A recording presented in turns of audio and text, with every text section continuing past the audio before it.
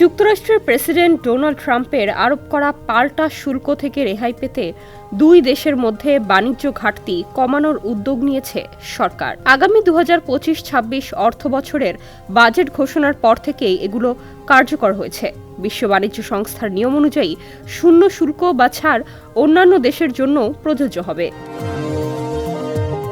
সোমবার 2025-26 অর্থ বছরের বাজেট উপস্থাপনকালে অর্থ উপদেষ্টা ড সালেউদ্দিন আহমেদ বলেন, আমদানি পণ্যের শুল্ক কর হার পর্যায়ক্রমে কমানো এবং যুক্তরাষ্ট্রের সঙ্গে বাণিজ্য সংলাপের প্রস্তুতির অংশ হিসেবে 110টি পণ্যের আমদানি শুল্ক প্রত্যাহার করার প্রস্তাব করা হয়েছে।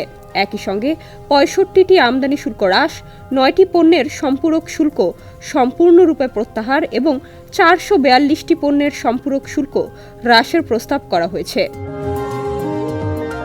তিনি আরও বলেন, বর্তমানে বলবৎ ন্যূনতম ও ট্যারিফ মূল্য পর্যায়ক্রমে প্রত্যাহার করার অংশ হিসেবে বিদ্যমান সব ট্যারিফ মূল্য প্রত্যাহারের প্রস্তাব করা হয়েছে।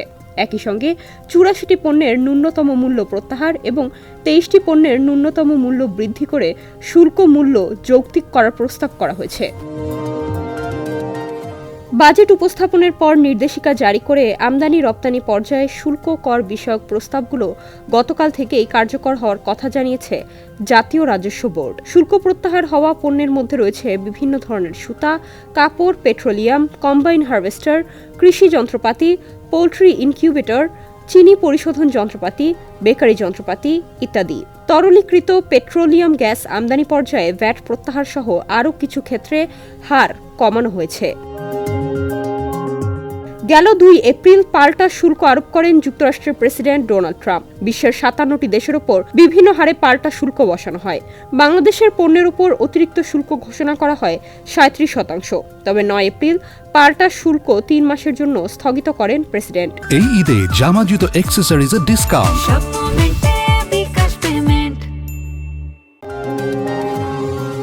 স্থগিত হওয়া শুল্ক যেন আগামীতে আর কার্যকর না হয় সেজন্য ঢাকা ওয়াশিংটনের মধ্যে কয়েক দফা আলোচনা হয়েছে।